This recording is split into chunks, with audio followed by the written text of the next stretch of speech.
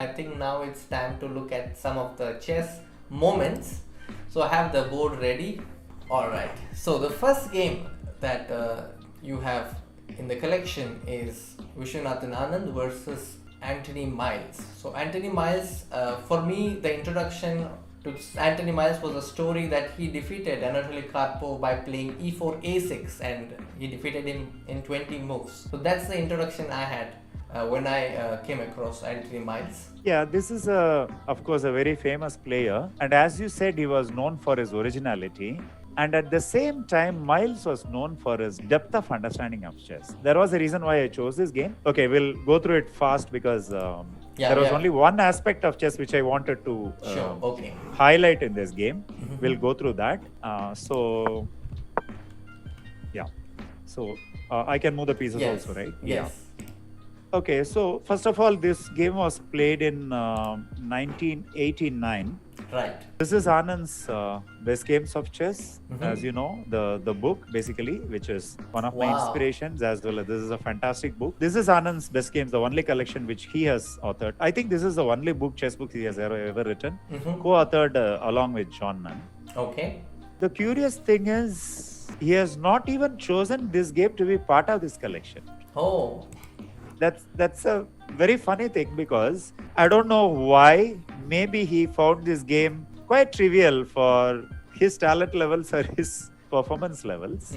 So this is basically, he doesn't even include this game here. Where I find something to say in this game is here. See, this game was played in 1989, just an year after Anand became world champion.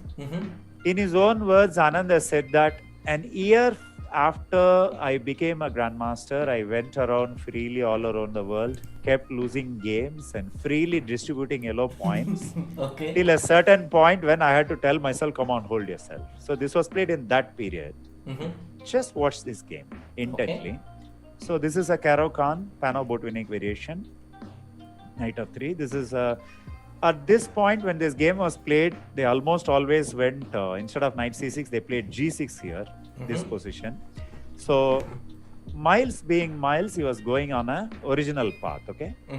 This will look a little strange, but the point now is watch the e5 square. Basically, the e5 square is where the activity will take place. The whole game will center on. Just watch it carefully. Okay. Yeah. See, this is another thing. By capturing bishop into c6, basically, Anand even strengthens his control on e5 much better. Okay? Let's watch. Immediate occupation of e5 so as to capture on c6 castles. Again, it will look anti-position a little because you have given up your light square bishop, but let's watch. Okay? As I said, I don't want to focus too much time on this game. Just one aspect I want to say here. h3. Okay. This is a kind of a semi-waiting move, you can say. Go ahead. Bishop f4. Now, another point of h3 also comes out that he wants to take the bishop to h2 in case of knight h5. Okay. So, some more very huge control on the e5 square is coming up. Okay. Okay. Now, knight g8. Somewhere here, Miles decided to fight back to gain the e5 square 1. Second, a very important point is there is nothing else for black to do in this position. This is very important to understand here. Yeah, e5 square, yeah. But beyond e5 square, what? If you ask yourself, then you will realize that, okay, e5 square is almost everything in this game. Let's go ahead. Okay. So, Vishy goes b4. Now Vishy says, because of the e5 square and because of the bishop on f4, I have a very good control of not only the center. In a certain way, if you see, black has played some very funny stuff here. Yeah.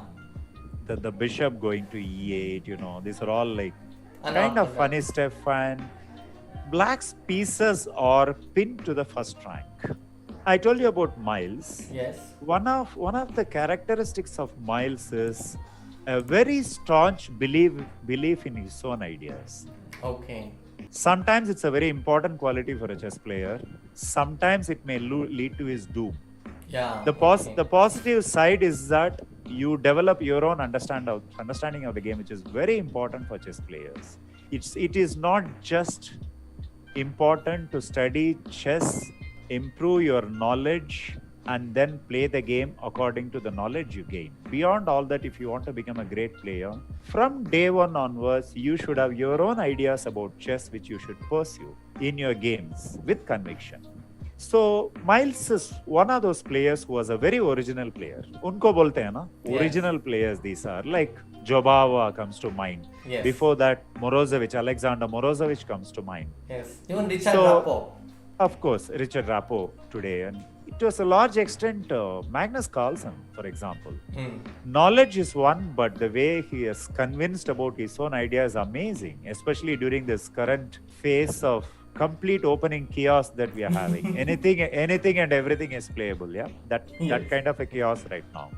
So the problem is that sometimes you don't realize the risk of your decisions. So this is one of the minus sides of this position, and as a player, Miles also. Okay, this is my individual opinion. Mhm. Let's go on again. So now, finally, the knight is kicked out of f6. Mhm. Queen d7. We are not going to analyze it much. Bishop h2. Everything is ready. Okay, Miles doesn't have any counterplay, so he comes up with a kingside storm with g5. Mhm. Queen e2. Just asking a question as to what are you going to do with black here. Okay.